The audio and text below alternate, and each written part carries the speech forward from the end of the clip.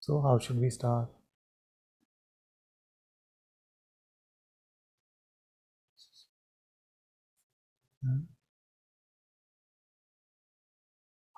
Mic.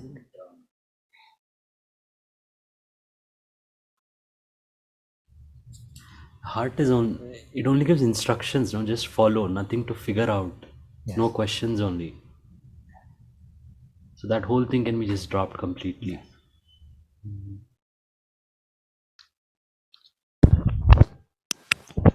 Not only instructions, it's not like an oppressive master.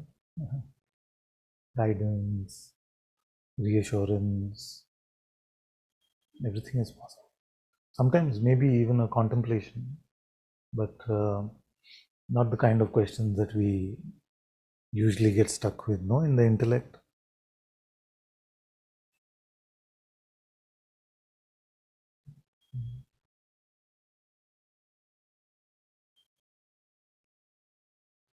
It is very rare for the intellect to really ask a question like, are you aware now? Can you stop being?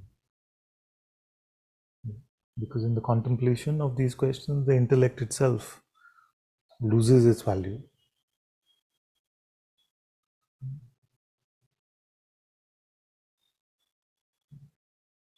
It will be more judgment based, knowledge based, trying to figure out things, the way of people,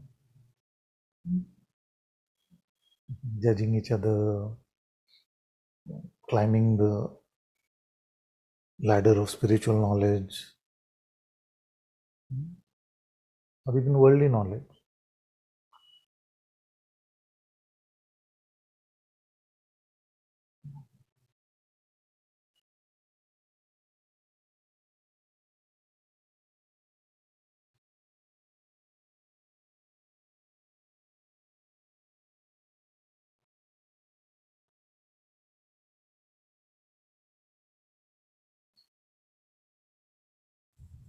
Something is coming up to say, it is that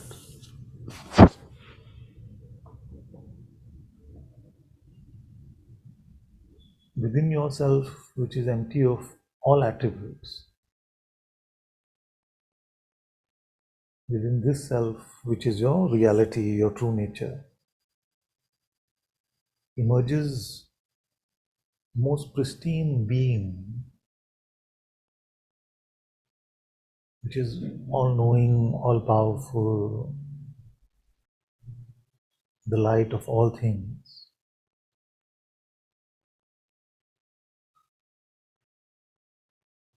And that being can be met through its presence, which is your presence, the sense I am.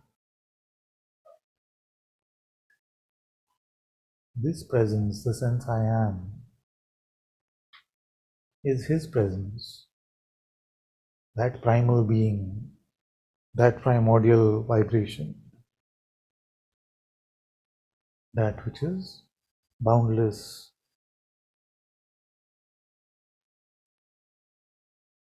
And it is the source of all knowledge, all time, all space, all light, all sound. Everything that we encounter in this world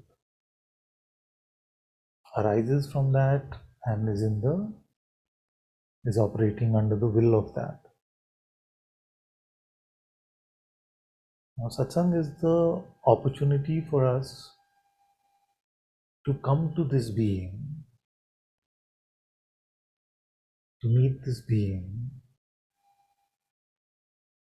and in this meeting, most of the ego will dissolve.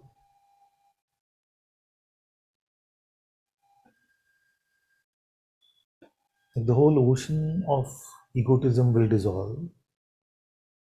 Just a drop will remain.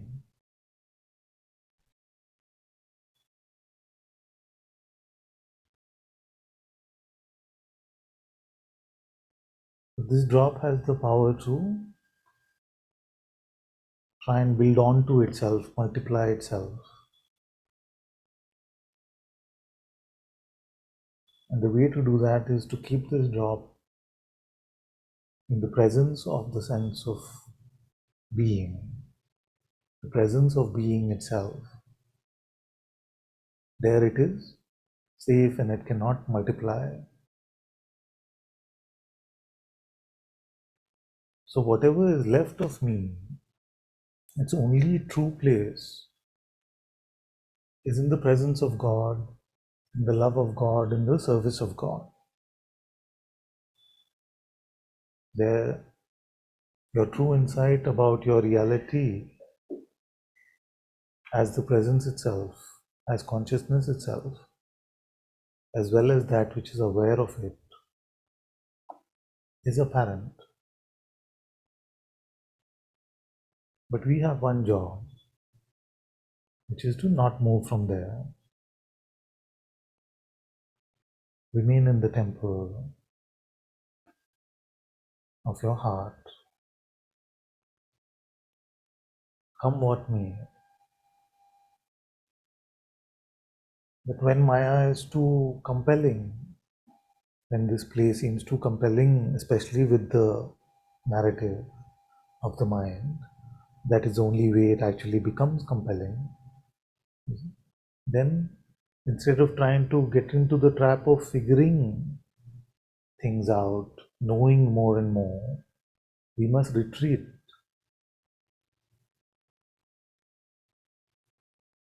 to the presence, to the heart temple. There, whatever is needed to be known is known. Whatever is needed to be expressed in your life can be guided from there. You are not lost. You are completely stable and you feel fully at home for the first time, probably.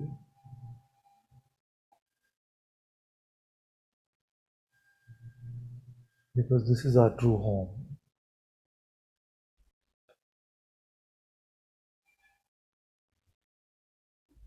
So don't leave this holiness.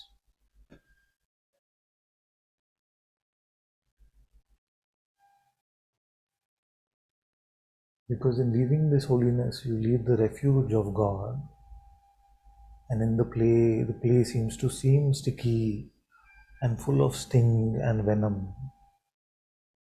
But it is only possible when you leave it, when you go your own way like the prodigal son, instead of staying with God.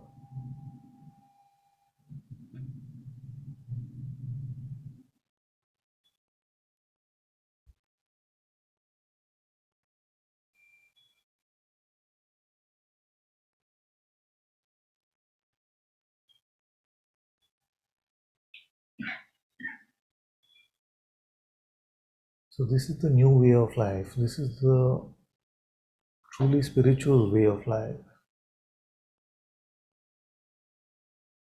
for that which remains of us.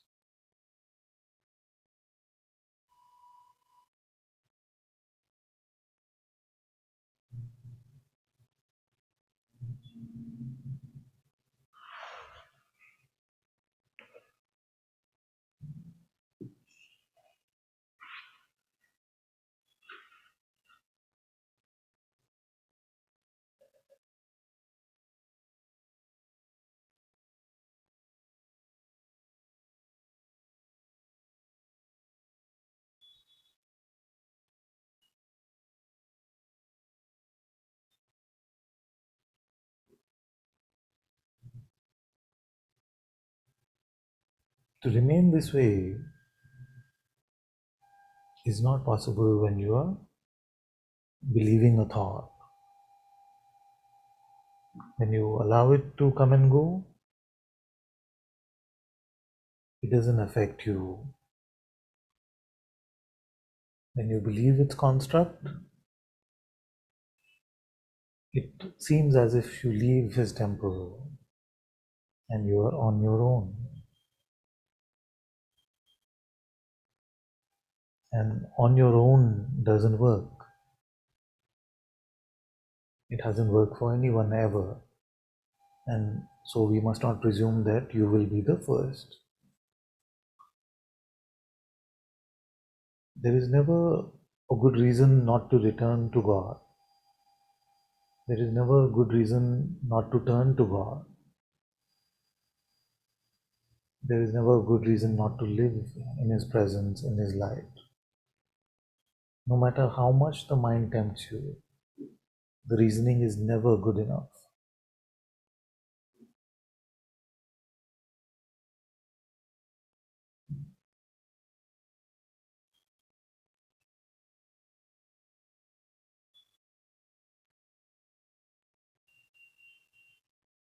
Remember always that the problems are in the mind and not in the world. And remember also that the problems of the mind cannot be really resolved in the mind. They must be transcended by your returning to your heart.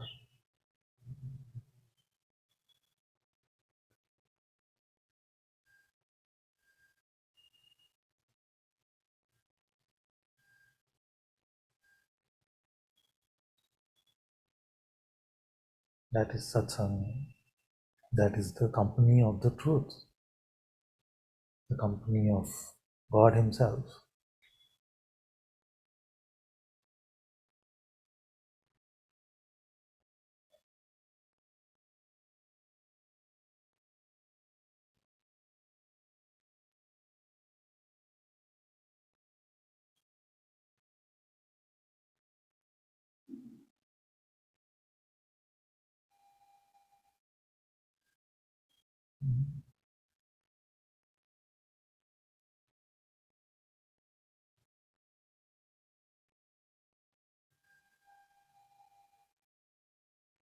This part is clear? So now, one of two things can happen. You get involved in a thought pattern, you didn't notice, it just happened too fast. Whatever the excuse is, we got into that place. What to do then? Simply return. No guilt, no conclusion of unworthiness, nothing like that. Just notice and return. Just return. You don't have to add anything to your story. Nothing is worth the narrative. Forget about it. Just return. And the second is, more and more, you will realize that it seems that you have more time before you get caught up in thoughts. That which seemed to be so immediate earlier now auditions for you. It auditions in front of you, and the choice of giving it truth value or not, 0 or 1, you see that it is apparent to you. Most of you have come to this point, okay, where it is not that thought came that you caught up, it's too late, and then you're feeling bad that you bought into those thoughts. Even then, just return, nothing, don't worry. But most of you are able to notice this play, this auditioning happening in front of you through your attention.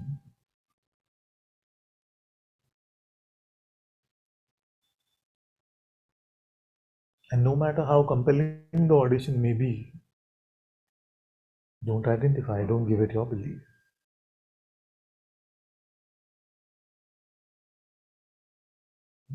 It is never worth it. It's never worth it. Just because through the stream of one thought, through the bait of one thought, okay, The fisherman offers a bait to the fish. That harmless seeming worm may be on the line, on the fishing line. The fish feels like it is going to get something. Its hunger will be satisfied. So it grasps at the worm, not realizing that it's giving up on itself completely. It is caught.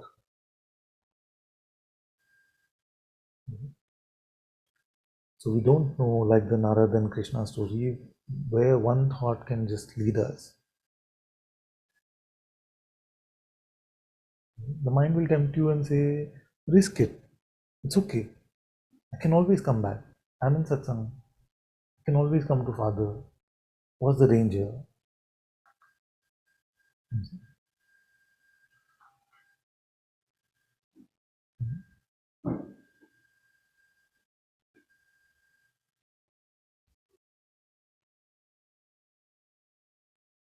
But you notice that even the ones, some of you who took a break from Satsang, who were resisting Satsang for a prolonged period of time, initially you did not have the intention to do that. It was just one thought, I'm just going to take a bit of a break, I just need to work on myself, or some idea like that. And gone. Many years can go like that. But and some may never come back in this life, and to any form of satsang, it's not that to come here is so important, but to truly come to the company of the truth in whatever form it takes. So this is the lay of the land. You see, there's a tempter and there's the temple. Now our life seems to be caught up between both of them. But the more you spend time in his presence in the temple, you realize that that one who seems to oscillate really doesn't exist. And whatever is left of me is safe as long as it is in his presence.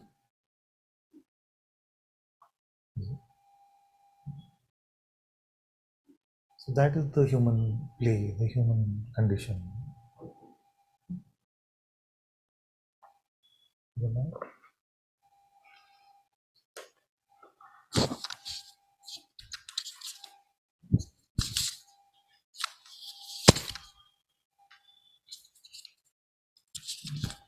So you say return. Sometimes I don't want to return. I want. Yes. But I want to play. yes. That is what exactly what I'm saying. That once you get caught in the bait, you see, once Narad bought the idea that my life would be so great if I spent it with this woman, you see, he bought into the idea, and then attachment after attachment started building up. It's like the building blocks, you see, and then before you know it, the whole pool of conditioning, the whole kosha of vasanas seems so compelling that we feel that we cannot leave. It's like a chakra view. How do you leave? It can seem like that. You see? So utilize the opportunity when you are empty. And so every satsang, hopefully, you get that opportunity when you are empty to stay there. You see, to realize that the thought may seem very harmless. You see? It may just seem something very harmless, like in the screw tape letters. No? There's this whole conversation, I'm paraphrasing, where screw tape is telling Wormwood that he's giving him his example of how one of his patients was actually coming to a deep discovery. You see, he was contemplating or reading something, and he was coming to a deep discovery, and then he was going to go deeper, but Screwtape just sent him a thought saying, maybe it's good to just have some lunch at this point, and then after lunch, you see, we can pick this up again. We are doing very well, doing really well. and then that one was lost forever after that. It can be as simple as that. So everything in the outside world can continue to happen from this place where you are facing inward. You never have to worry about what's happening in the outside world when you are facing inward. But the minute you give importance to even the most trivial or harmless seeming ideas, which are full of identity, then it may be that we spend this whole life caught up in that identity. And after a while, it will seem like the prodigal son, that this is what you wanted. You wanted to be independent, you wanted to do things by yourself, or whatever the conditioning may be. And till life, through grace, makes us suffer, and then we remember returning to God's house.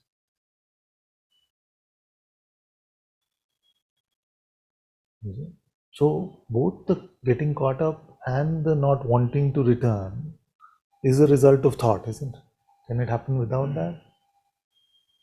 So suppose you're caught up in an idea, then how to want to not return?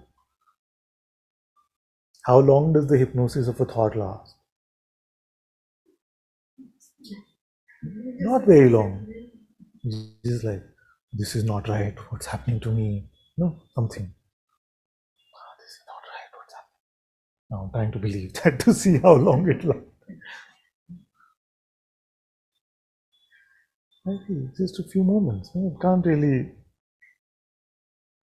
unless it replenishes itself, it feeds more and more. And you see you notice the mind that the instant you grab onto an idea, then it is full on.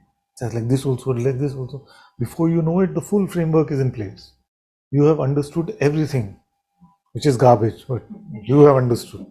No? So it's just like at the seed is one thought, and the minute you buy into it, the whole framework of understanding of that topic seems to be like this, like that, like that day, like that, this day, okay. So all this, like a Sherlock or something, all this evidence comes in front of you, and you sort of got you cracked the whole thing. But sorry to break it to you, it's all rubbish. It's all garbage, because you don't exist in that way and nobody else does either.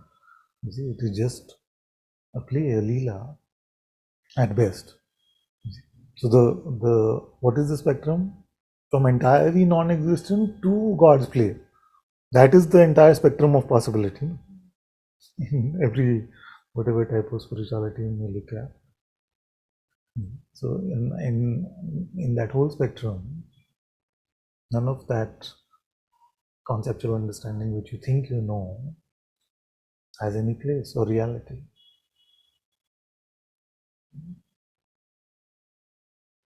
But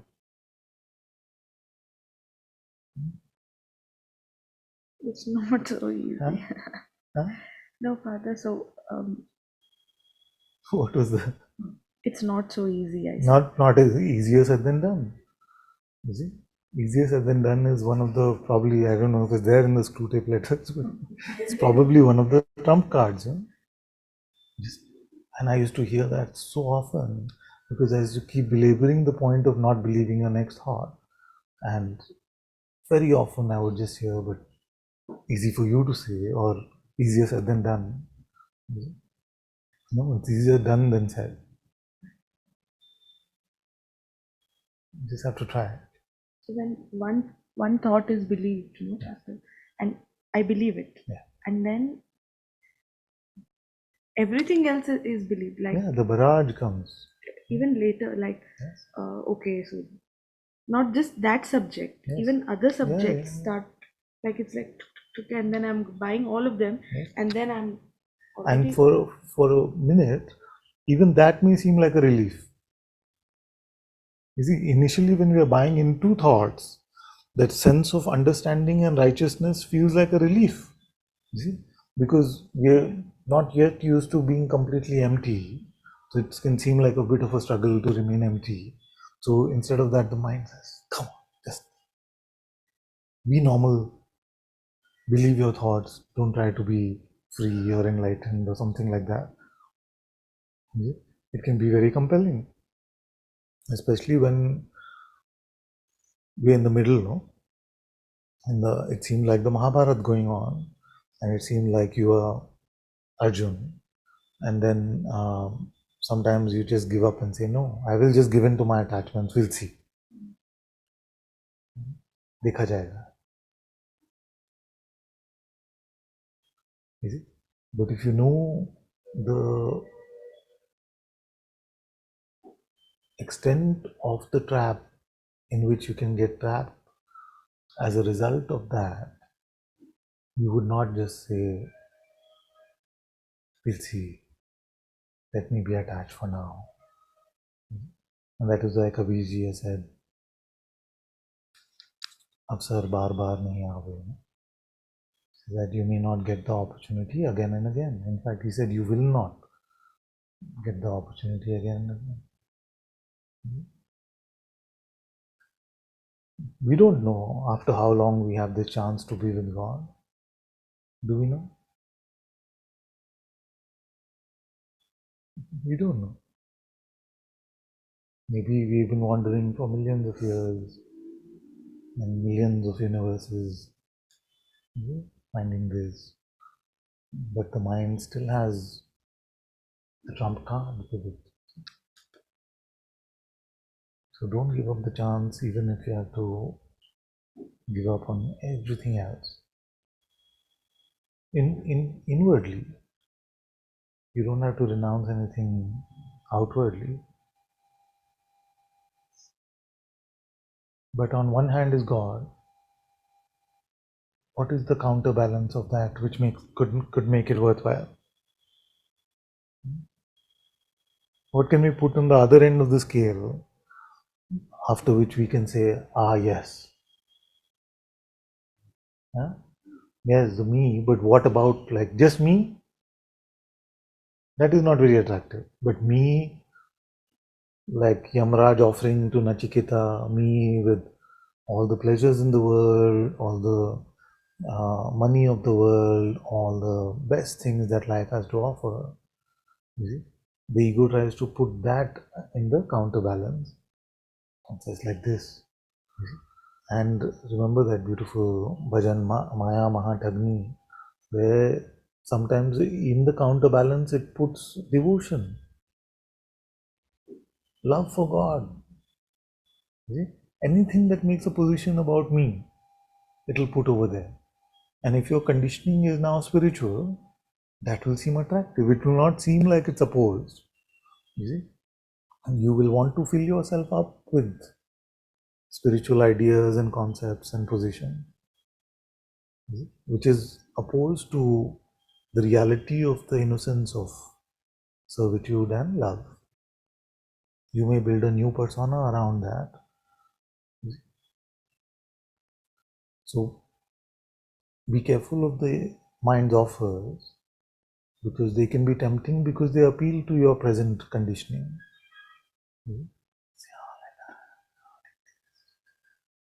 This is what you really like. This is what I'm really about. I've always been about this. Yes. And what have you created there? A new position. A new position. And that may be a finder position. Not even a secret, maybe. This is who I am. No, it isn't. Everything that you can define about yourself is a restriction and keeps you away from His presence.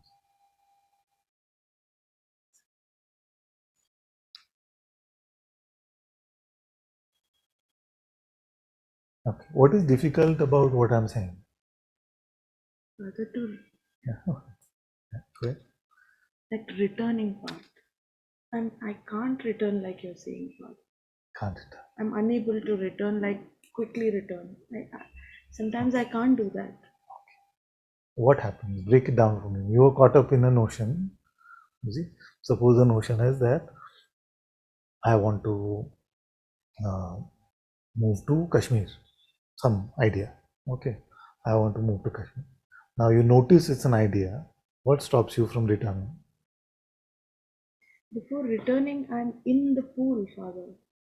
So no, so you didn't just buy the idea. I want to move to Kashmir. You said I love the weather. The people are so nice. I learn Kashmiri. The food is very sweet. I've always loved the cold. In my past life, I was an Eskimo. Whatever you want to say. You bought. Okay. Then, so you bought the whole pool. Then, how does it attack this moment?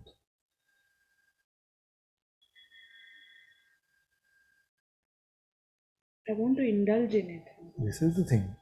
Because it has convinced you of something more valuable on the counterbalance. And that is why 3 times a week I convince you that there is nothing more important than God's presence. Than God's presence. Because it is working all the time, convincing you of, oh, this work, oh, this relationship, oh, this something, oh, this body, oh, this money, oh, whatever. It is convincing you of the value of the other thing.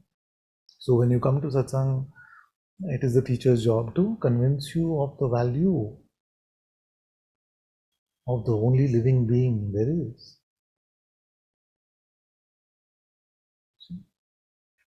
So this is the Mahabharata for the moment. There's a voice which tells you all that the mind is telling you is unreal, it is unimportant. Only God's reality, God's presence is real and important. There's another voice which is working constantly in your head saying, no, but this, but that, like this, like that, like this. Like that. So you can see that you're in the middle of two voices, or no?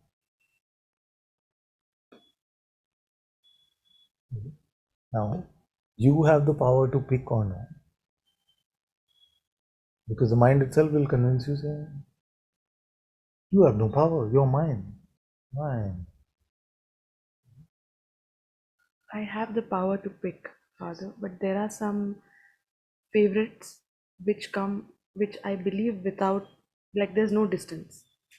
Like some hot topics are. Yeah, so those are conditions. So I have the power to pick, but on some conditions. Is basically what you're saying. As long as this is not touched, this is not attacked, this is exactly how I want it to be, then I can be with God. Yes? Are they not conditions? So we say that this contract is conditional upon you keep this situation like this, you keep that like that, and then I can say. But if that gets poor, something happens to that, then all bets are off. You see, this contract is terminated, I'm out. Now, what condition could be worth it? Especially given that we don't know when this opportunity will come again.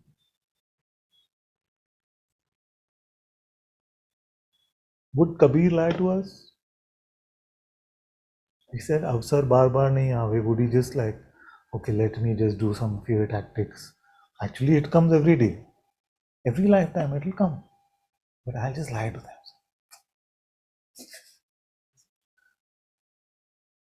them. But we hear these things with some skepticism. You see? We hear them through some like disbelief, through some lack of faith. It's like, but something. There's no but in that. Father, I feel like I have a lot of time. You feel that or you think that? I believe it. That yes. So you I can have believe only a thought, isn't it? But I know it's true. Like I believe that I have lots of time. Yes. But you can believe only a thought or not? See, so first we must not say I feel, then we mean I believe. See, or I think. So, are your thoughts telling you the truth? Okay. How do you know you have a lot of time?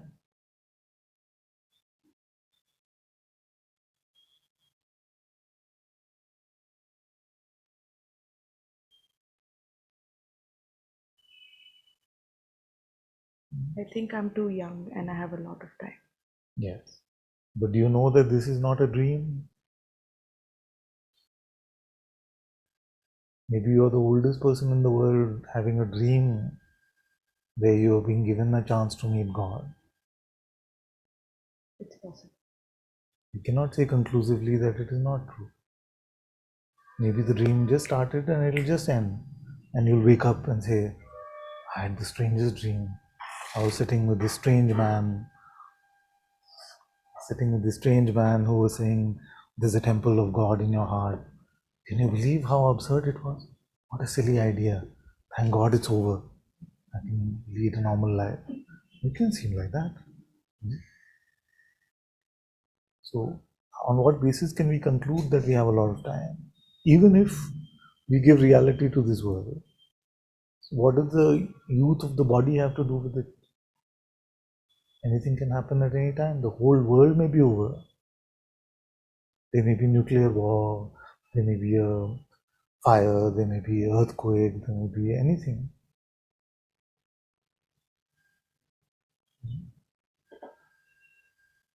The idea is not to scare you, but maybe it is to just shake us out of our complacence, because we can just be like, so young, have so much time. But Narad was immortal, no? He's a god, immortal god. He has all the time in the world. You see, was it worth it for him to go into that suffering and all of that state? He was terrified at the end of it. He was like, why did you leave me?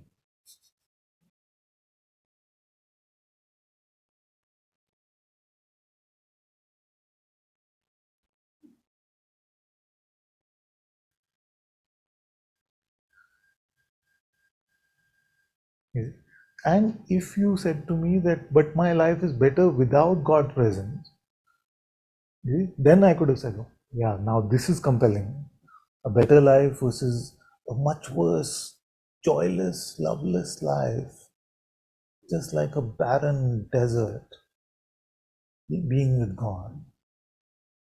But even that is not true.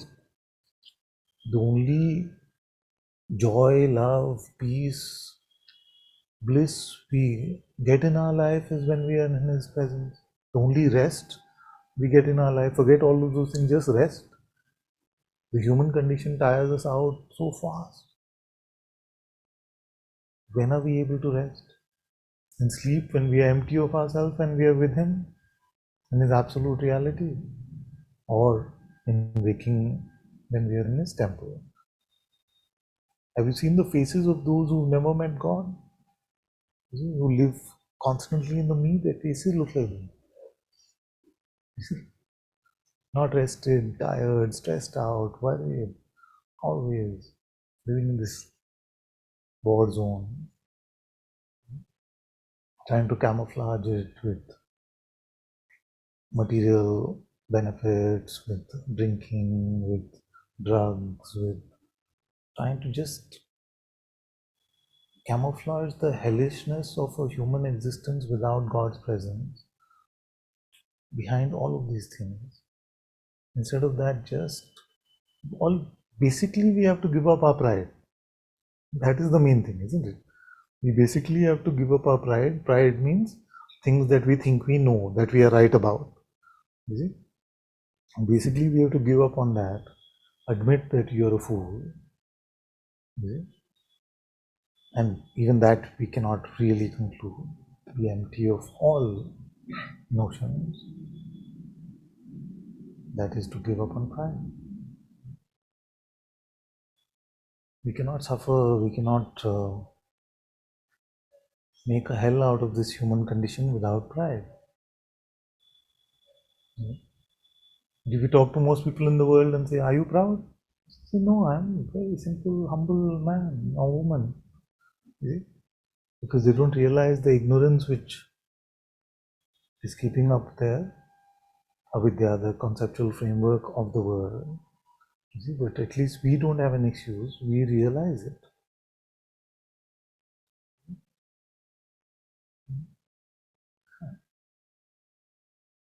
But So there are few moments when I go into the mind, Father, and it is clearly a hell. yeah, But I want to be there, Father. yeah, What kind of yeah. Is it a thought that you want to be there? no, I indulge in it. Like Yeah, I believe a thought, but I still want to play there. yeah, Even yeah. when I come out, I realize, oh, I was in hell because it smells so different from the other times. Yes. So spiritual maturity is when we recognize that the symptoms of oppression, mental slavery, quicker and quicker, and we leave it. So, in a way, it is learned through experience. Every time we say, this is good, I'm going to make this work, you see, like that, we become like that, then hopefully by grace we get slapped by life and our suffering becomes amplified and we look for ways to return to God. So we must learn from those experiences.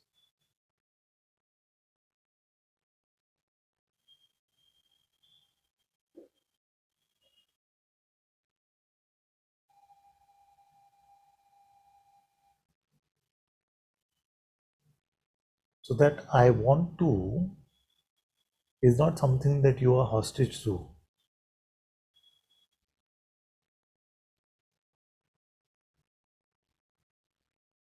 It's not that that desire comes in the mind and in itself it is powerful.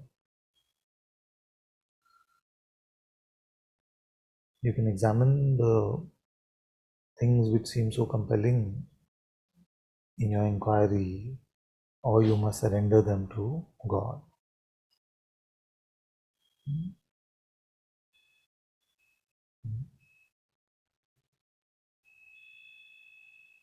Inquire, who wants to? Who am I?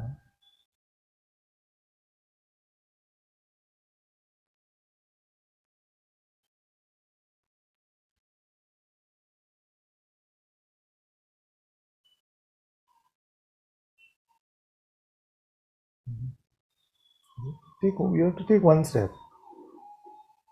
When your mind is attracting you, you have to do one counter move. It could even be you're feeling very helpless, just feeling compelling, anything. You see? Go to YouTube and put on a bhajan. Do something, you see.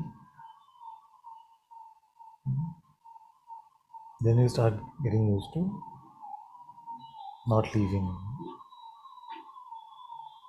But don't let it bully you. Don't let it oppress you like that. Because it's beautiful. It offers the desire, then it says, oh, but you can't help it because you really want it. So then you're stuck. Yeah, but you're never stuck.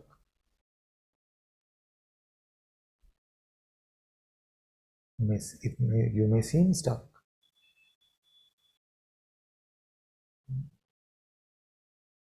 It's got a bag of tricks. Like there was a time in Satsang I was sharing, and I used to feel that 90% of what I'm saying is being heard as some other words. You see, because all the reports I would get is, oh, yesterday when you said like this, I never said like that. But you keep saying like that, but I never said that. So that's why I kept saying that I'm saying ABC, you're hearing XYZ. So it has a lot of tricks because we're used to hearing in that way. We hear something, Then we translate according to what we think we've understood. In that process of translation itself, we mangled it up. So for a long time, I don't know if you were here then, but I used to keep saying, don't translate my words, don't interpret them, just they are good enough. Just take them as they are. But I feel a lot of that may still be happening. That where something is being shared, very direct and clear, but our mind plays the trickster game and says, this is what he's saying. Understood? What he's saying is like this. And we go with that instead of what is actually being said. So that is why I take it quite literally, unless I tell you it's a metaphor. And just follow. If it was not possible for you to do you feel that I would have spent 12 years of my life now sharing that with everyone, sharing something with everyone, and then at the end say, actually, I've been saying all this, but not possible for any of you. You want to beat me up.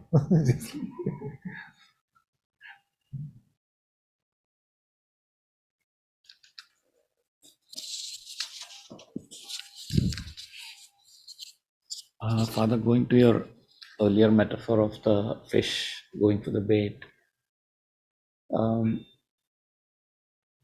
is there any desire that arises that,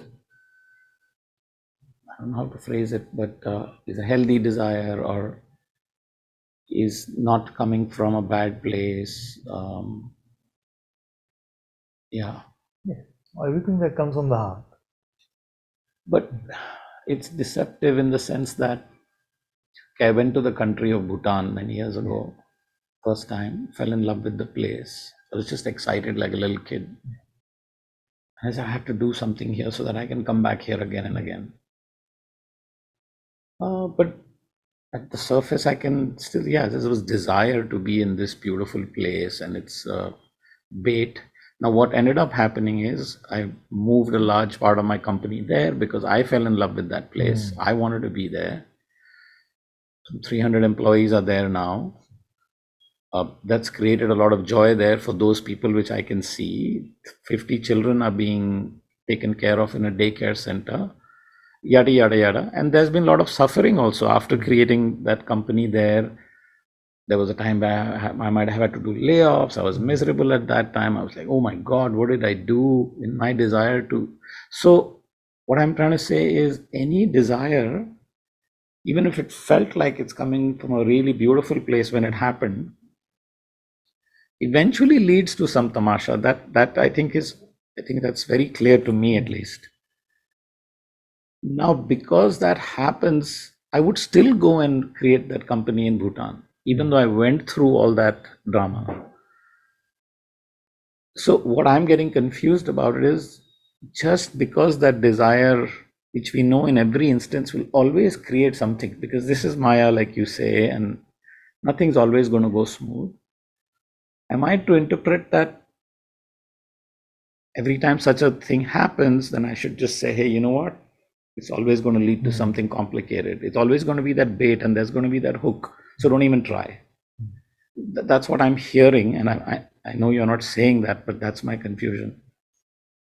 So, a few things. So, firstly, we must completely cut out the where it came from based on the outcome of what it happened. So that is very important for all of us, especially those who've not heard me talk about this before. That really we cannot judge things based on the outcome. In the Yoga Vasishta, it is said that the crow flew, it landed on the branch of the coconut tree, the coconut fell. You see? It is the mind's nature to put two and two together and say because the crow landed on the branch, that's why the coconut fell. But there is no way that we can prove that. No way we can say that that caused that to happen. So in a way, we can only say, truly say that the only cause of everything, like in a dream, is consciousness itself. The consciousness in which all this play happens, and the play of action and outcome, and thinking and action and outcome, all of that stuff. The cause of all of that is consciousness, and consciousness is not living in a serial a way, in a serial order, that this has to happen, then this has to happen, then this has to happen. So that is the first thing. The second thing is that the only arbiter then, see, because if we are left without judging things based on outcome, see, like the Greeks used to say at one point, pre Socrates, that what is the truth? And they explored this. See? So the truth of a particular situation is whoever won the debate is the truth. See? That was one conclusion they came to. So they were a debating society, right? So they would just debate everything, and whoever's debate was more compelling, they used to say, okay, that is the truth. See? So the other way was to do exactly what I said initially, was to say how to tell whether something was good or bad based on how it turned out. So I want to cut out all of that and just tell you that the only way to determine what is right or good is where it came from. Just where it came from. So if it came from your heart that I must set up an office in Bhutan, then very good. No other good could have been better. How to tell whether it came from the heart? I've given you the 3 tools. Is there is a presence of unconditional love as this guidance is coming? That is the most gross and therefore the most confusing, because many times the mind itself will offer it to us and say, in my heart it is coming strongly, and see, I'm feeling so much love also. You see, like, so it can do that. It can sell that very strongly. See, it came with so much love. See? So the more gross it is, the more the mind can play around with it. See? But if the other two seem too far-fetched, then at least we can rely on the fact that there's some unconditional love. As the guidance was coming, it seemed enveloped in this holiness, in this presence of unconditional love. And that itself is so different from the texture of the mind, isn't it? You just pay attention to your thoughts. What is the texture of them? Authoritative, scared, you see, all of these things. So the first to even come to like a guidance which is just so loving and not rushing and peaceful, it's not pushing, it is just so beautiful.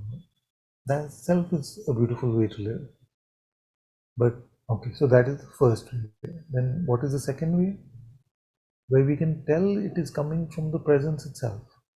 That means the presence of Atma, the presence of the Holy Spirit, of the Sadguru presence, is apparent to us. And as it is apparent to us, this guidance seems to get clearer, not fade away. So it's very important not to rush with this. Because we feel like, yes, it came from the heart. You see, now what's the point checking again and again? Yeah? No. If you stay in your heart, if it is heart guidance, it will get clearer. If it seems to fade away, then forget about it. So always take your time, go to the present. And by the way, the mind hates all of this because it wants to rush you into things. So if it is not clear, then take a day, take a week, take a month, take a year. Don't move till it's fully clear. That is the second. And the third and most foolproof, because it is the most subtle, beyond subtle actually, but you have to do it with integrity, that as the guidance is apparent, is clear, your true self, the Nirguna self, that you are this pure awareness, is apparent to you. That means you're not clouded in your mind, because the instant you get clouded by your mind, this apparency is the first to go. if you're getting caught up in your mind, this apparency of what you really are is the first to go. So, for all of you who've been with me for some time in Satsang, I would say use the third criteria, which is that is yourself apparent to you when the guidance spouted out. Now, most of you will say that when myself is apparent to me, it is all silent, it is all quiet. Then just wait in that quietude, don't rush anything at all. There will come a time where God will speak and your reality will be apparent.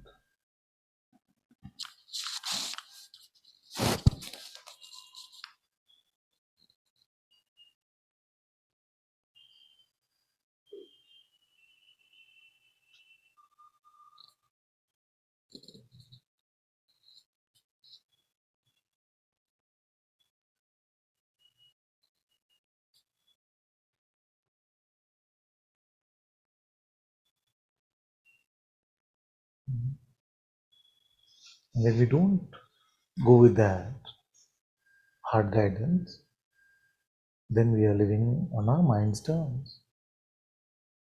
Then we are just falling into the main trap in the human condition is this. This is the crux of it, to follow God's will or to live on my terms, and that my terms is the mind's terms.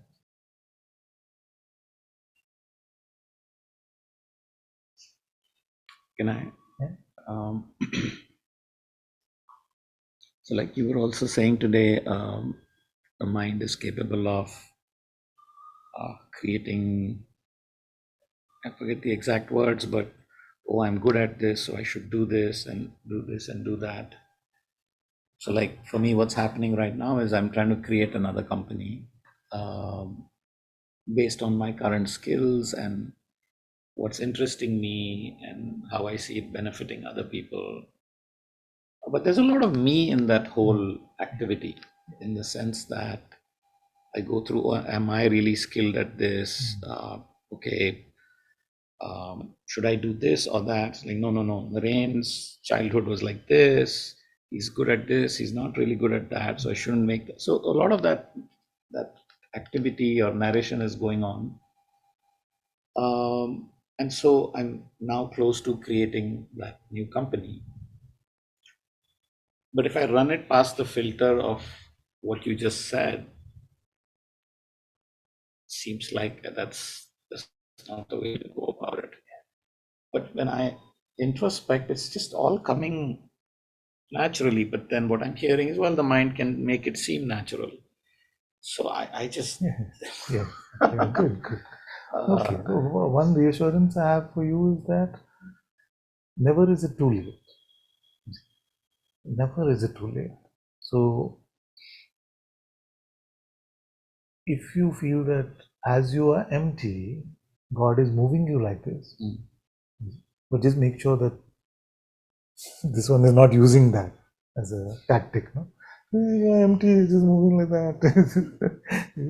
So just you have to smell very closely, and what is important is that it is your intention to follow God's will.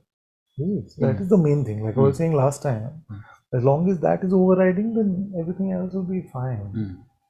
According to his fine, not according to what we mean by fine. You start now, remain empty,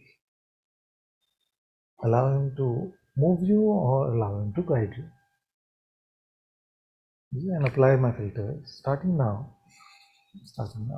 So keep God's presence apparent, keep the reality of yourself apparent, and just live there, live like this, with momentary aberrations. And those moments will reduce, and the amount of time that goes in those quote unquote moments will reduce. But don't judge yourself on those things. That is naturally will happen. So you start now. It doesn't matter. Okay, one more tip for everyone is that we can never really make a conclusion about where something in the past came from. So we don't have to ever worry about that and say, When I decided that, where did it come from? We can never decide because the memory doesn't store. Does it store the apparency of the self? So can it ever conclude that at that time, when you were being guided this way, the self was apparent to you? It can never conclude about the past because to memory, the self is non-existent. At best, some dark empty space, which is not the self.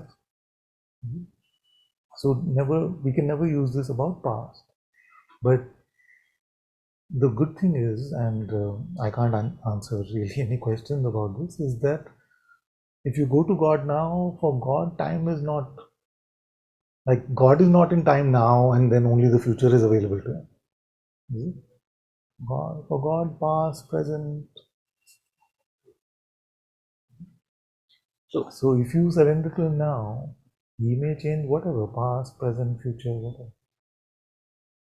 So feels like I'm following that way that you just spoke about. But I also know that as I'm creating this company, problems are going to arise, massive problems are going to arise, even in that so-called noble pursuit. And I'm just going to have to deal with them staying with God. So where the confusion is that, like the fish example going to the bait, and I'm not trying to belabor that, just like any action that I take, any will that I exercise is bound to create challenges. Whether I suffer, that's whether I'm living in God or not. Is that?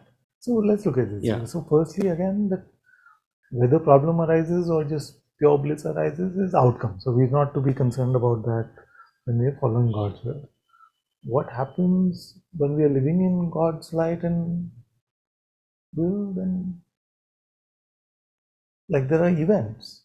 Right, and I deal with them. Events and they are dealt with, but whether they categorize as problems, maybe conversationally.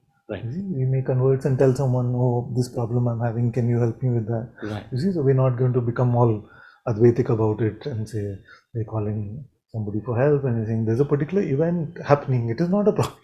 It can be natural and say, okay, I'm having this problem, can you help? You see, but really what it seems like to us is that some events are unfolding. Unless something really attacks our like attachments which we still have, children maybe, or something that we may still be attached to, it will not really seem like a problem. It will just seem like on the screen something is playing out. And that is why that statement works. No? That what the Guruji said that I heard, which was Antarmukhi Sada Sukhi. So when you're facing inwards, then you don't really suffer.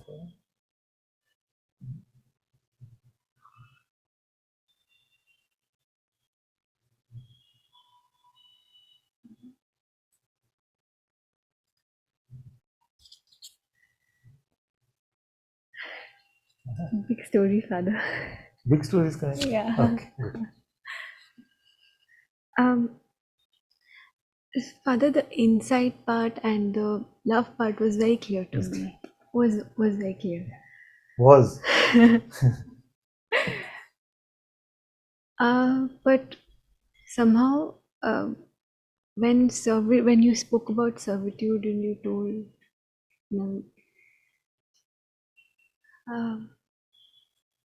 I started implementing whatever you said.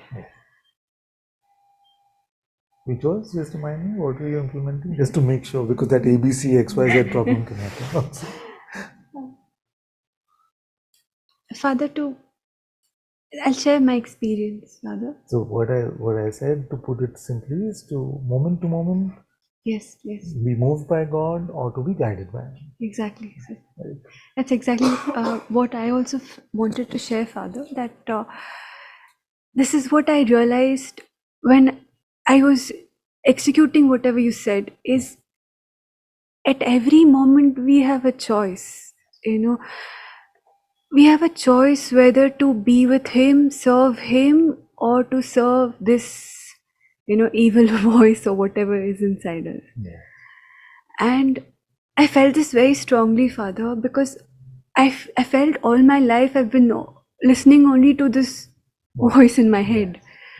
And when I really implemented the servitude, I really had that strong intention, like you said, okay, I have to follow his will. And when I had that determination, when I had that intention, then it really, I don't know what happened, Father.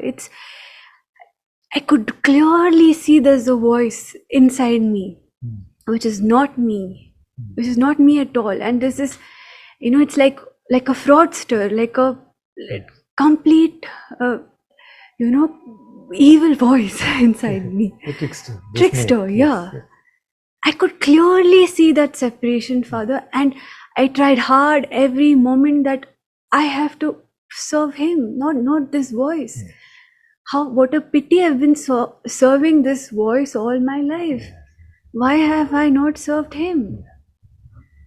And slowly I was realizing that it's a phantom energy, Father. It's not true. It's just trying to trick us each time. And exactly. Very true. Father, That's it. So don't follow this voice, as compelling as it might seem. And in the moments where we do end up getting identified, then just return. Return to the refuge of your heart. and the This is serving, exactly as literally as I want us all to take it. Not metaphorically, not philosophically, not poetically. It is instructions for life. How to live moment to moment, a true life, a life in God. and what happened was, Father, when I was thinking I was serving him. There was a lot of manipulation, from the mind that, and how I recognized it, Father, is that it wanted outcome. Clearly, it wanted results. Again and again, it wanted results.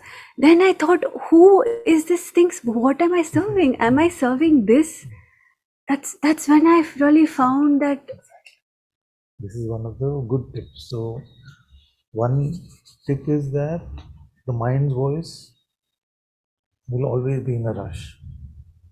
It'll rush. Even when it pretends to be, like after hearing this, it'll pretend to be all calm.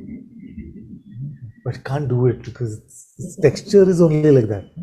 As you're tasting the difference in texture, you'll get less and less full. Like you're able to smell the difference now. And as much as the ego might try to fake it, some of you also had the mind itself, trying to sound like me saying, "My dear child, do this," like that. Don't fall for these tricks. Don't fall for this trick. So first is that it's in a rush. Second is that it wants results. So what did you do? What happened? Why didn't you? Like that kind of. So these are some of the ways in which you can smell the trickster. The trickster is quite tricky.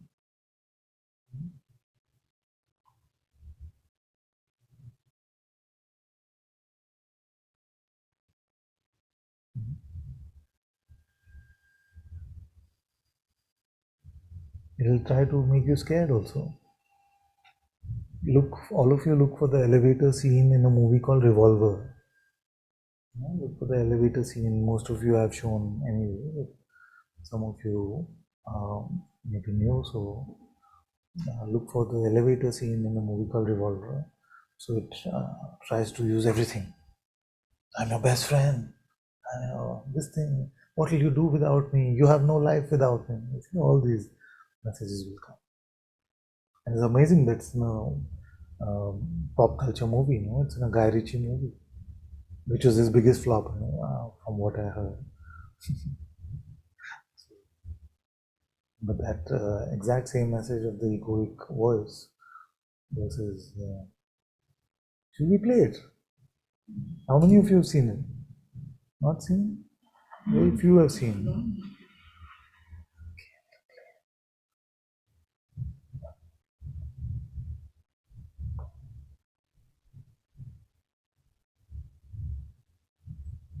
I'm not able to share my screen, so all of you can also just mute and look for the scene.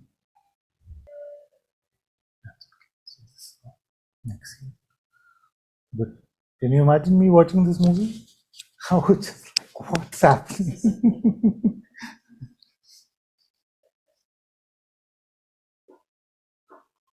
I couldn't believe it.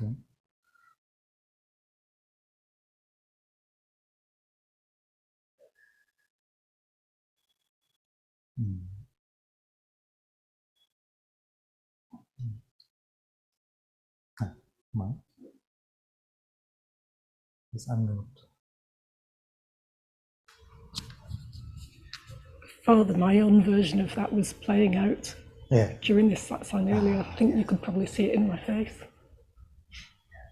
It tries to.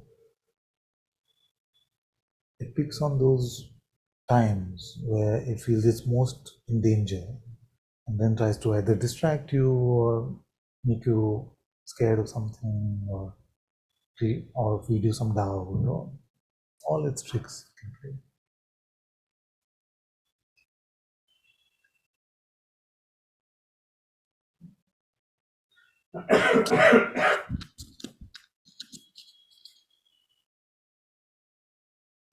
Father, from last couple of days, I have this kind of doubt. Is having this subtle vibration means God's presence, or am I just being fooled by myself that by producing some sensations and then, oh, you are in God's presence now? What is the sensation? Tell me more about it. Just like something, even now. What is it conveying? Not in words, but just share more. Let's see. Because this is very good. Because I've said sometimes that my worst case scenario or biggest fear is that I've come to the end of this life and none of my children actually came to it, but they just nodded because everybody else was nodding. So it's very good if you just come up and you say, but is this it? I'm not sure. So, okay, so tell me more. What is it? What is the sensation? Where is it? Feels here, Nah. just there. It is not conveying anything. It's there. Now, when you try to not be,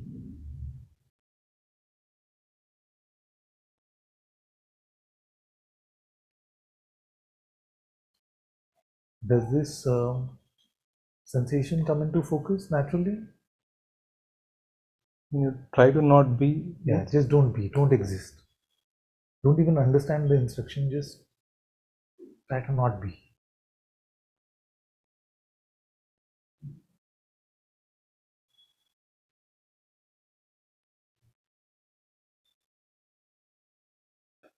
Have you stopped being? No. What shows you that or tells you that? Forget about the sensation, forget everything, let's start fresh. Don't be, and you say, I can't not be. I'm still here. What confirms that?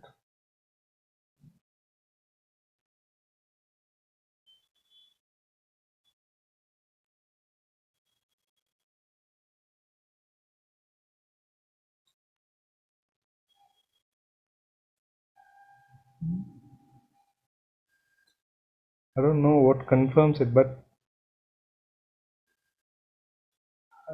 how to say it. It's okay. Even if you're wrong, just say it. Don't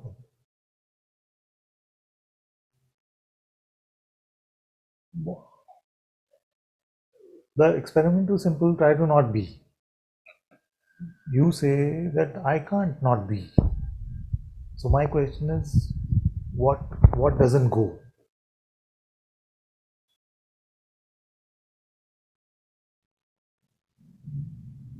All the perceptions may go, sight may go.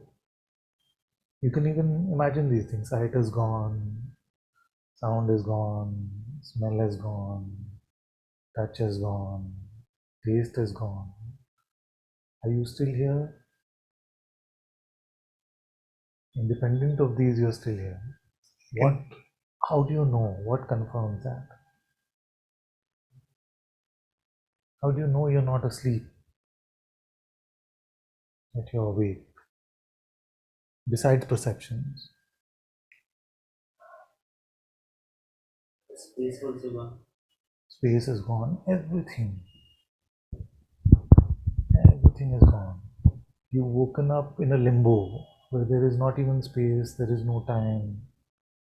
But you've woken up. What is that? What is that you that is here? Okay, how do you know you're not asleep? Is it just because the world is there? Even if it is not there, Yes. So what is that? How do you know that you're awake, you're here? Independent of the world.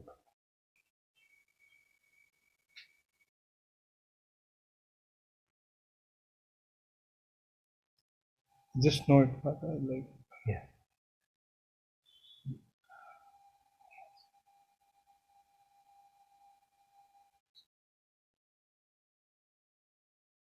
This that you just know, is it the same as when you try to not be? Then it becomes apparent, becomes palpable?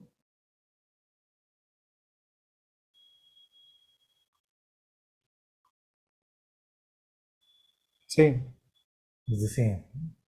So is this a sensation, the sensation that you were talking about?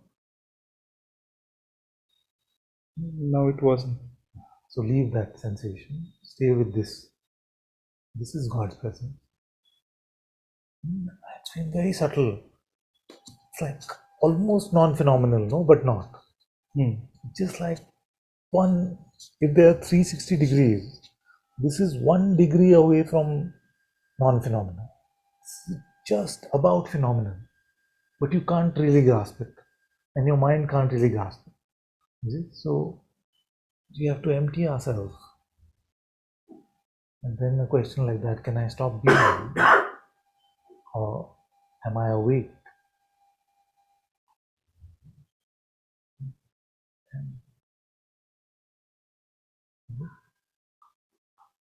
And you don't have to rush it, but you have to commit to being empty like that. That is to set the table for it to become more and more powerful.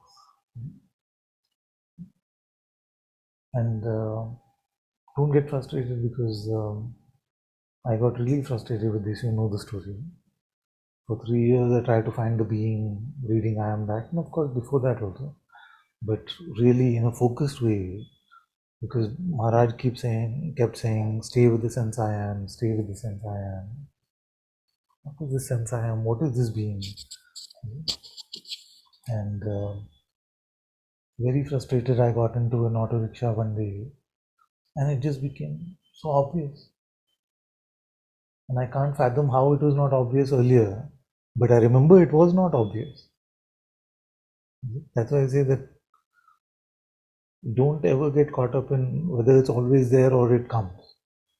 Our job is to remain empty and available for it. Then you may say it came in that day in the auto rickshaw, or it became apparent that it was always there. Those are just mental conclusions, doesn't matter. So you noticed in a very subtle way, no, that which doesn't go away when you try to stop being, and that which makes it apparent that you're awake and not asleep, that is there, and that is qualitatively distinct from just the pure awareness itself. Now, qualitatively distinct means although actually it's not different. So it is the same in sleep state, because you know sleep state, and then you wake up, and then because you knew sleep state, you can say I woke up. Otherwise, if sleep state was not known at all, then it would just feel like waking state, and then like a time traveler, suddenly it's morning. But it's not like that. You say, I woke up. So there is something which notices the difference between the absence of even being and the presence of being arising. I was not there, then I woke up. So you are aware of both these states, deep sleep and waking. Now, what woke up? What is here now? That is not asleep. That is awake. That is the presence. That is the Atma. And you see that it is in the light of this that all light is perceived. All the world is perceived. If this light was not there, nothing else can be perceived. Have you ever perceived the world when you were not awake? And whether you call it dream state or waking doesn't make a difference. So this presence is God's presence. It's the only presence you'll ever know. So we have to live in that temple of this. Temple, of course, is a word we're using, a concept that we're using. But in the sacredness, in the holiness of this presence, even in this little, where for an instant you may recognize it, you see? Doesn't it feel so different from being in the head? See? Just in that one instant. So just imagine being here, living like that. So it does not have to do anything with the sensations or whatever you feel. Yes, the sensation may be at best like if there's a sensation of or a perception of unconditional love, which is a very subtle perception again. No? In terms of perceptions, it is very subtle. Just like if somebody says, what is the color of it, shape of it, we can't say any of these things. And yet, it is more gross than being. Even this unconditional love arises from being. You see, you have to be awake to taste this unconditional love. No? This unconditional love that I'm talking about, not the highest love, which is Brahman itself. But don't get confused. I'm just talking about the tasting of the unconditional love, which is also shapeless. But even this arises from that. So if that or something like that appears as a sensation to you, you can ask, what is the source of this? Where is it coming from? You can follow that. You can follow that.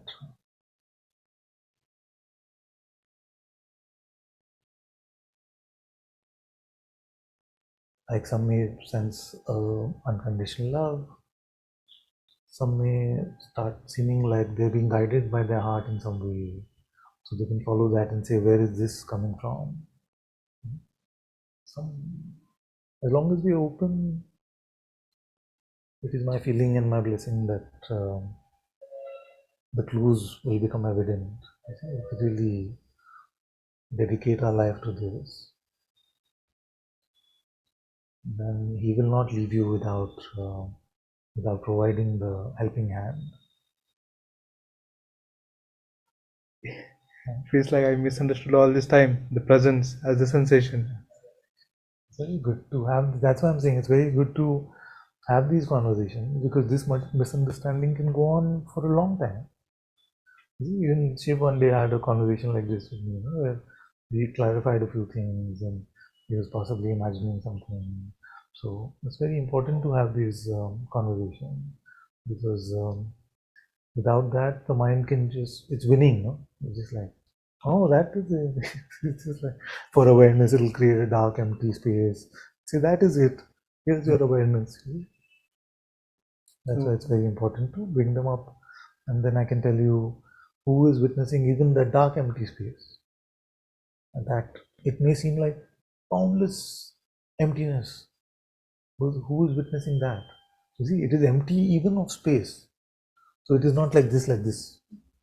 It is empty even of space. It is not, doesn't even have the guna of space, of time, of any of that. That is why it's so far beyond the mind, the awareness.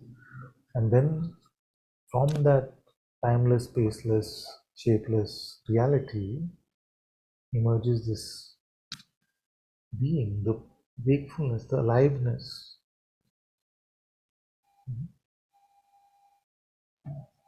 Maybe I can see these contemplations in you, and it may not happen naturally, but one day it may happen that one day, just when you wake up, before even opening your eyes or observing any other sensation, just see what woke up, what changed.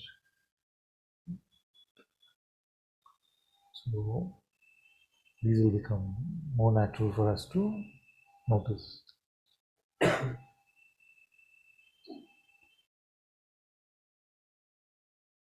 Before even prana comes, some of you run some pranayama and also you may have a sense of the sensations of what prana feels like. Like in your face, you can feel it, in your hands, in your fingertips, you can feel some prana. But before even you can notice the most primal of life energy, you have to be awake. There's the wakefulness that notices even that perceives even that. So that's why the 1 degree phenomena, 1 degree away from the non-phenomenal. That's why it's called the primordial vibration.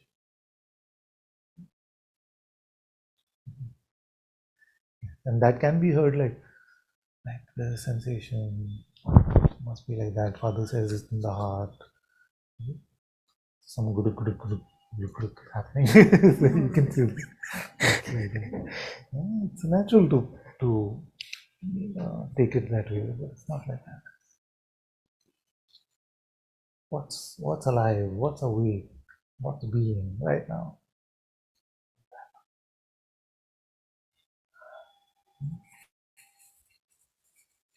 I want all of you to be able to confirm these things with me, because if you remain shy and you just feel like no, it's too embarrassing now to say that I haven't found the being after nodding for so long. Better now than later.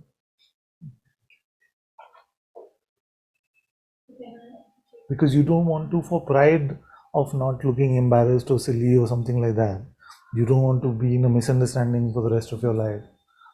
Just taking something else to be. The mind will create a lot of obstacles. It will create a lot of visualization, a lot of false red herrings it will create, just to convince you of that. And it doesn't matter how long you've been in satsang, how much you've confirmed the presence of being in the past, doesn't matter. If you come to me fresh, I will not say, ha ha ha, now you're coming. What have you been doing? What have you been doing this long? Most probably.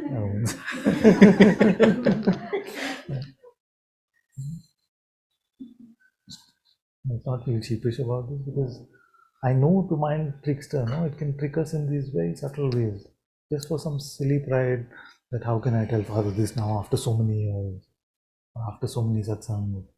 Can I really admit to him that I'm not really sure whether this is presence? One more thing. Is no mind or no thought means you are in God's presence? In no mind, you keep the chair empty for God's presence. Without that, you fill the chair with me. The dinner guest is already sitting, which is me. Then no chance for God. Does that mean you are in God's presence?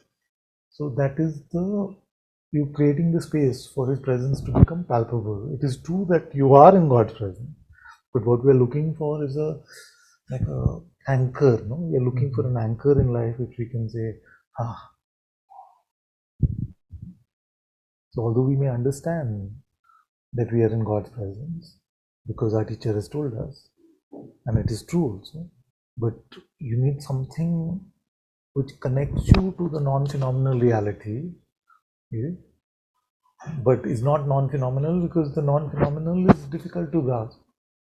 See, to most of us, it may seem impossible to grasp. But if it was fully phenomenal also, then it will become like a phone. It will become like a tissue box or a photo. You see? It may become like an idol, which we can let go of our ego to. We may surrender our ego to. But that idol is effective if it leads us to the presence in our heart, to God's presence in our heart. Otherwise, it just becomes an object which is not a constant. So let me put it this way, that as you're empty in the unborn, not believing your thoughts, you are in God's presence. But for a while it will seem like before it becomes palpable and tangible, you need to allow yourself to live in that emptiness, to allow yourself to breathe in that emptiness, so that it becomes more and more apparent. It's just like a holy light is there, but don't take it to be light. But a holy light is there, but it seems to be obscure. You see, very, very, very dim. But the more we keep the room empty, and there's a tiny light there, then we may have a sense of it being there, but we can't yet place it. Yeah? But the more we keep it empty, the more apparent it becomes. Then more and more it will become more and more obvious, more and more obvious, more and more clear.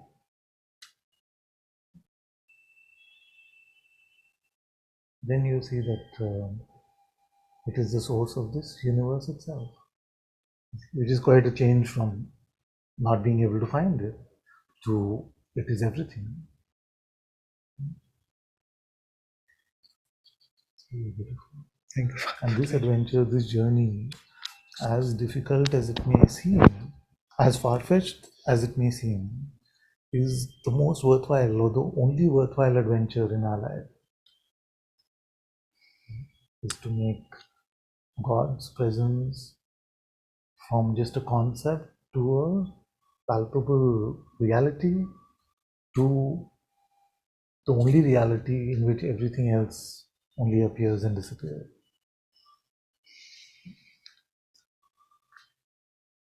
That is why when the Vedantins told us, treat this world as if it is unreal. They said, treat this world as if it is unreal, allowed us to remain empty of attachments here. Because the mind can offer you only things about this. So it's like, it's unreal, forget it. You're not valuing it. So you remain empty. But it's not like we cannot, at the end of it, when we come to God, we cannot say anything about real or unreal, because those were just intellectual constructs. You may say that your reality is independent of the world, that the presence is untouched by the world, but there is no such categorization of real versus unreal to put the world in. And you can't really even fundamentally say whether it is you or not you. Even that categorization, it dissolves.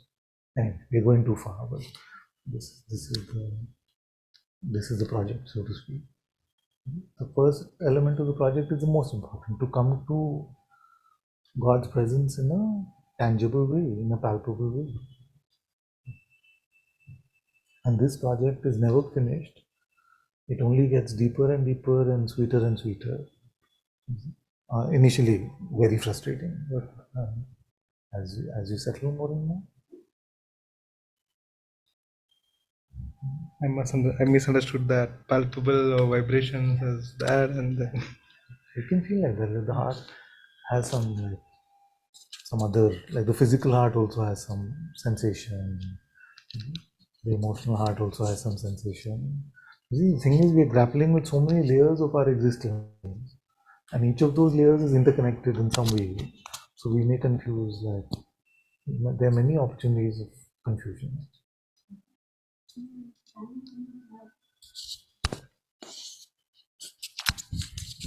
There's times when you have strong sensation from within, trying to tell you something. Is that how to interpret that? Yeah, you trust your heart in what it is saying. Like sometimes your feelings also seem to be prodding you, like flight or fight. These kind of feelings may come. Very basic, primal feeling. Yeah. And usually it's next to impossible to fight those very primal sort of feelings. But as you live more and more in your heart, even those may seem to get lighter and lighter. But the thing is not to judge ourselves based on these things. To just say that why live in God's presence? Because He's God.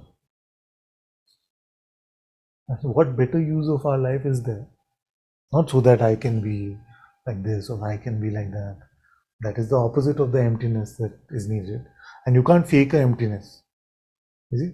That you can't fake an emptiness and say, I'm going to be empty so that one day I can become free. You see? As if God will be tricked. So I'm empty. It's very unnatural.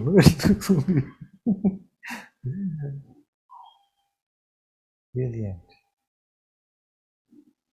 So the slightest, so I've said, no, the metal detector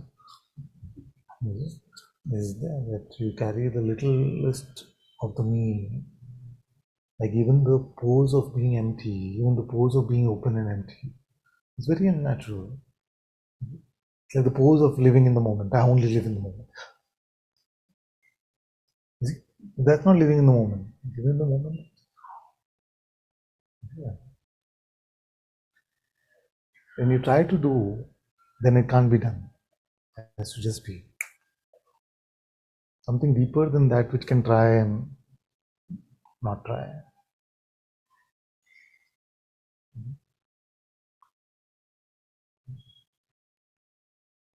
So although we may say that the insight is the easiest part of the three-legged table, sometimes it's also the most difficult part.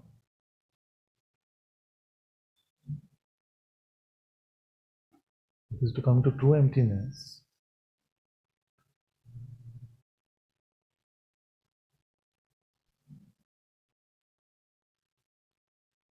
it just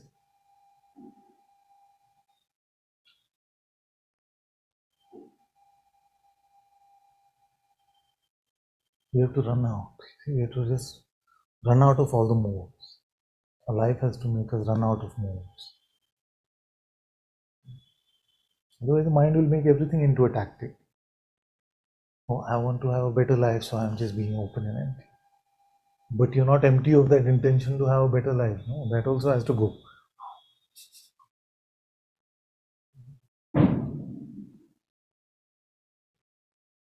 Is it seeming impossible as I'm saying? But when you say that, Okay. it's not true. You can contemplate as to which instruments are incapable of doing it. You see? And discard those instruments: intellect, mind, the ability to judge or conclude. Beside that, and you may seem very like helpless and naked for some time. Then what? No, then what? It can be frustrating. No? It's like the one in the elevator, the mind in the elevator. It can be like that. But you realize the deeper power within you. Your heart is constantly calling you. Your heart's voice is constantly calling you. Imagine the patience of God. He's just waiting there saying, come, come. Not like us, we're like, oh, so long I've been calling you, you didn't come.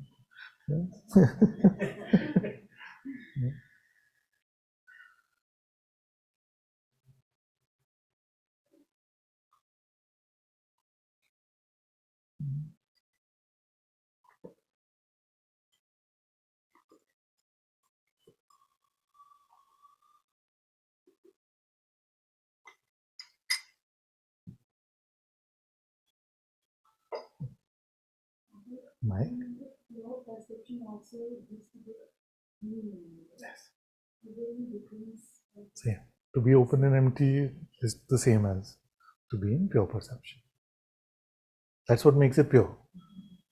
If it was colored by judgment or interpretation, then it's not pure.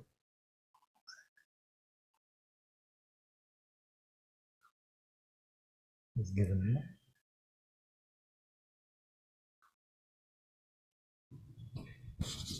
Other, is there any scripture that is very close to like how you're teaching us? And I'm asking mostly out of curiosity and wonderment that, yeah, like how come I've not come across Yeah, or maybe I wasn't ready either way, but yeah. No. Just the part of what interaction happened here, and for me also, first time when I came here, it was very similar to what happened just now. And honestly, that blew my mind the first time I came. And even after that, I've gone and read scriptures, and they make more sense now. They sound more beautiful. I can connect with them, but they still don't do the first principles thing that you do. I'm just curious. It's not like, yeah. I would say Ashtavakra, maybe Ashtavakra, Ribhu, Gita, and what else? In terms of directly pointing to the reality as pure awareness and the presence of being. Anything else?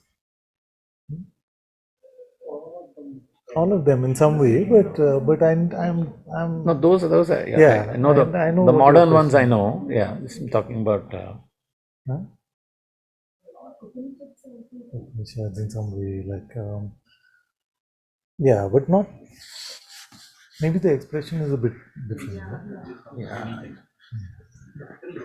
it's all pointing. It's relatable and very lofty, but it doesn't do first principles. I have not seen it. Like the experiment of can you stop being? Yeah, all that stuff is not there. This kind of Open, empty. they're just proclaiming. Exactly, it's proclamations. It's And like when you get there, then from there you are able to report this. yeah, so just make you feel like an idiot basically every time that like it sounds nice, but I'm not getting it. An idiot also would be helpful actually. But what happened many times is like when at the Art of Living we used to have Ashtavakra Gita sessions, very beautiful in our house, and we used to live on the 7th floor then. And Vidika used to come. That's how I met her first. That she used to come for those sessions, Suchitra. So, so I used to hear them, and they would just sound so beautiful. Like, अच्छा ऐसा भी होता है? हाँ, ऐसा भी होगा. Like very, like poetic, conceptually beautiful, and available only to the rare ones. Yeah. It's just like, oh, but those ones who must be finding this will be able to say like this. But there was really, it was not felt like there's a chance for us to come to that. That's why, as I shared the Ashtavakra 2-3 times, I used to keep saying that there will come a point where this will not seem that lofty and poetic and all of that. It will just seem like normal stuff that you're able to say for yourself. So, yeah.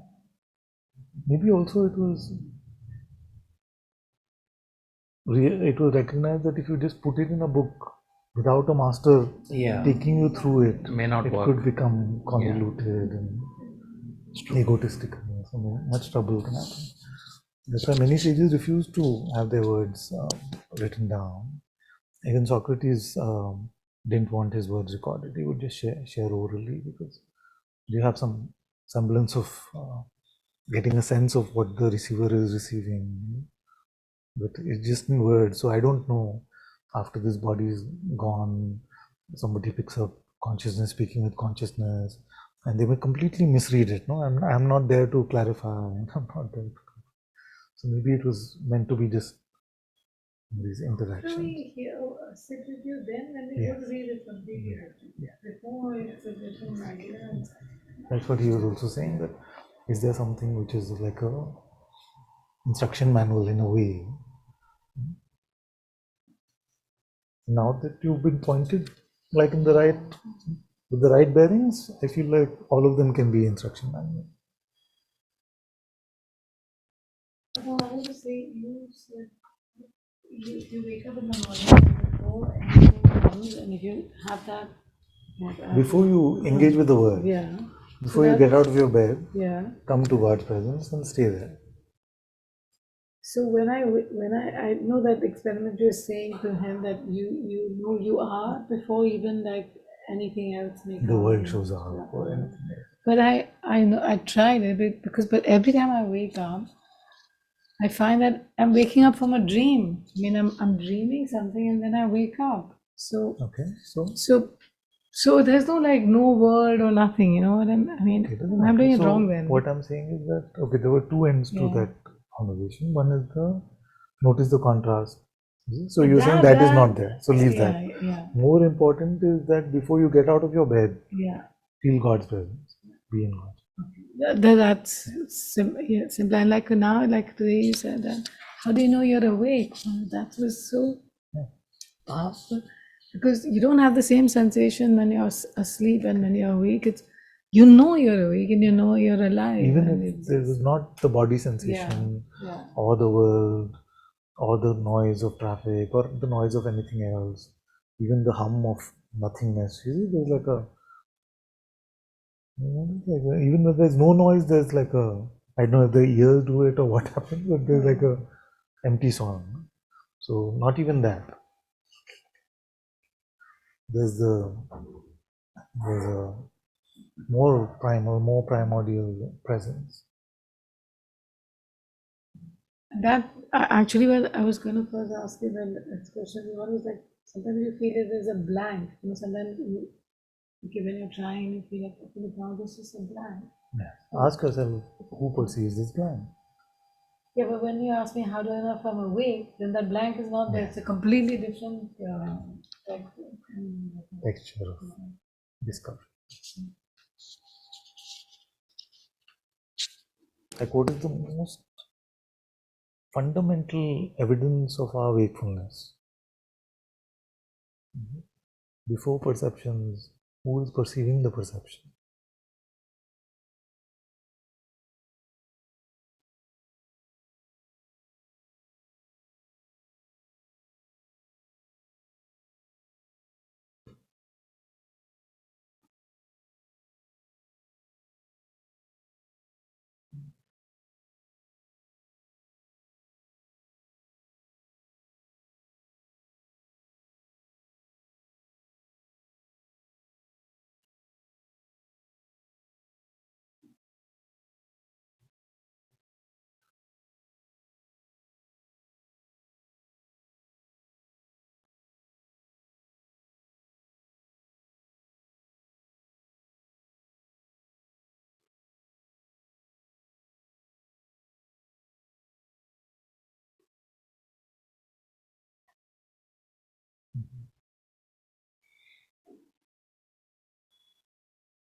Actually, in the which Upanishad is it? Yajnavalkya is in the which Upanishad?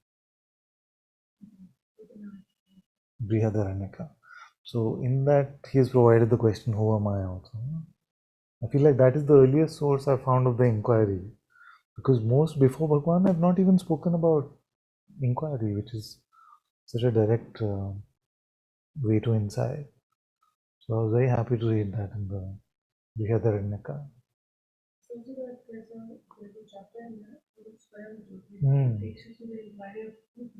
Oh, good. Oh. How do you see that? Can we find that next time? Brihadaranyaka has that chapter. Sage Gargi. No relation. It's extra. I mean, that point, right? I think I read it when I was in my mid-20s. Was asking those kinds of questions. Who perceives the moon? I'm like, yeah, me. Yeah, exactly. It's not. Yeah. No, not that way. So I'm just telling you brief because that really touched me. Can never forget it. So it says that in your waking sleep, what do you see by? So you see by the light. You see them in the day by sunlight. But did it really did it really work without coming to satsang? But then when it says, okay, in the night when you're sleeping, you see the dream. Yeah. So then you say, I saw the dream. So says, but by which light did you see that dream? Yeah. By then you switched off now. No, it was a very important question. I mean, who sees that? Hogi kuch light. At least here before coming to satsang with Guruji. No, here after coming to satsang, it became a different awake for us. I mean, a more living presence. So there was a gap between my going to Upanishad and staying here.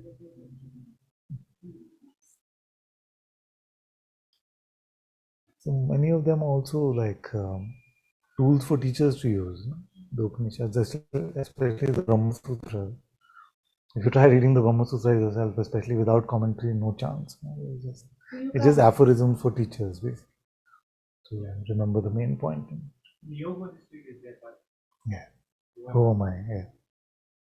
Yoga Bhashit, some is just anything which is not there in that. Because actually, even the one that I love, the version with Swami Venkatesananda, it's called the concise one, and this one is this big, because the big one is like the bigger one from Ramana Ashram, I have not really gone through it, but I feel like that may be too little, because I feel like that one was the right amount of, just because you need that hammer blow over and over, which questions the nature of reality hundreds of times for it to settle. No?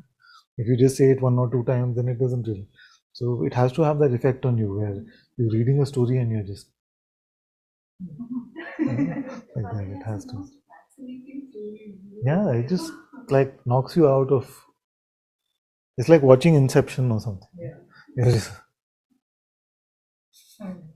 some of the movies have that effect. Empty. There's a Korean show called The Sisyphus the Myth.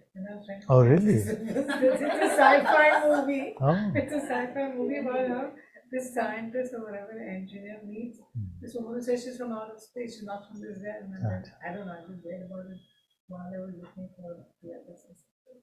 So what is it? No connection with that. No, but it's this. So basically, it's a statement, especially the way Kamo used it is to make a statement of the human condition, where we get up, we start our work, then we just stop at night, and next morning again we are back to the same rigmarole without ever questioning. Like most of us don't question, what is this, what is my purpose, what am I doing here, who am I.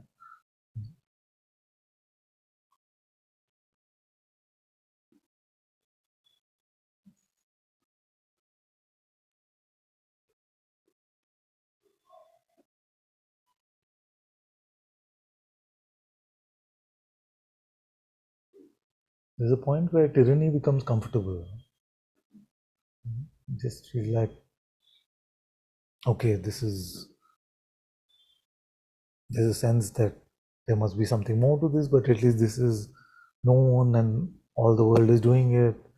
So I don't want to rebel, or I don't want to swing to a different beat, because what if I fail? All these kind of fears will come. So we live, most of our brothers and sisters live in that tyranny of the so-called 9 to 5 is actually a 9 to 9 or a 9 to 7 at least. And then try to take breaks to make things better and things like that.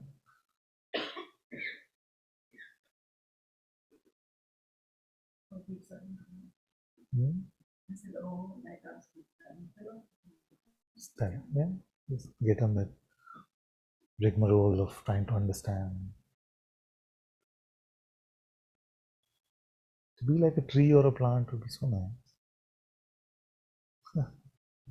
The human mind hates that.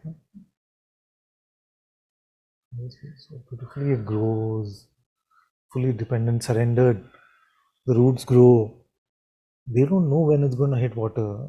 You see how much water is going to come in the ground, when it's going to all dry up. They don't know any of that. In his light,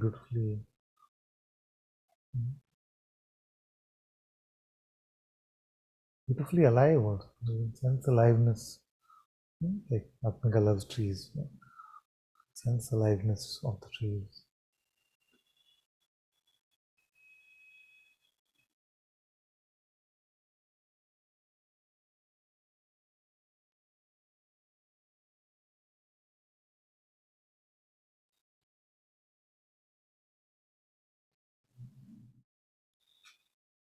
All right, we had quite a broad ranging satsang. we can close for today.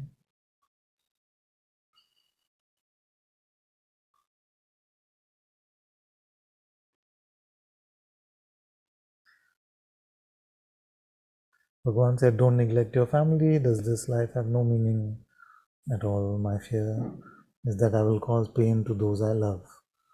I have to leave that to God too, exactly. So, Bhagavan himself left his family when he was very young and came to Tiruvannamalai from Madurai, was it? From Madurai. So Buddha also, but after some time, of course, his mother came and stayed with him at least, if not other family members. But yes, we have to trust God's grace for that. Follow God's will.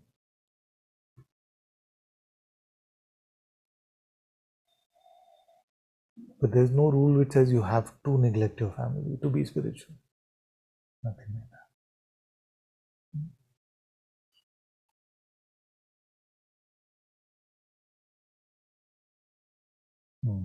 Mr. Waka.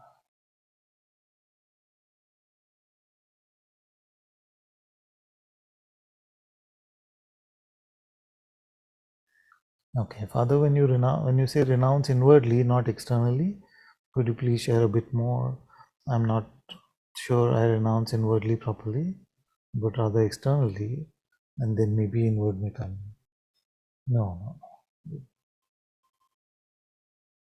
Renounce inwardly first, which means don't get attached, don't grasp onto anything at all. All this satsang is about that. All satsang is about open and empty, remaining in the unborn, no mind, don't identify, don't believe your next thought, keep quiet. All of these things that the masters have said are about the inner renunciation, to live open, unattached inwardly, even if outwardly you're like King Janaka with a lot of wealth and responsibilities, or you're like a sage like Kabir who's hardly had anything that he could call his own.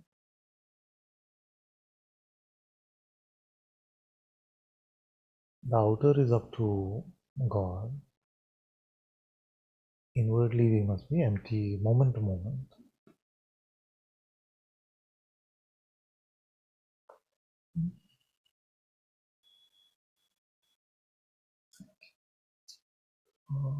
Love you all so much. Thank you.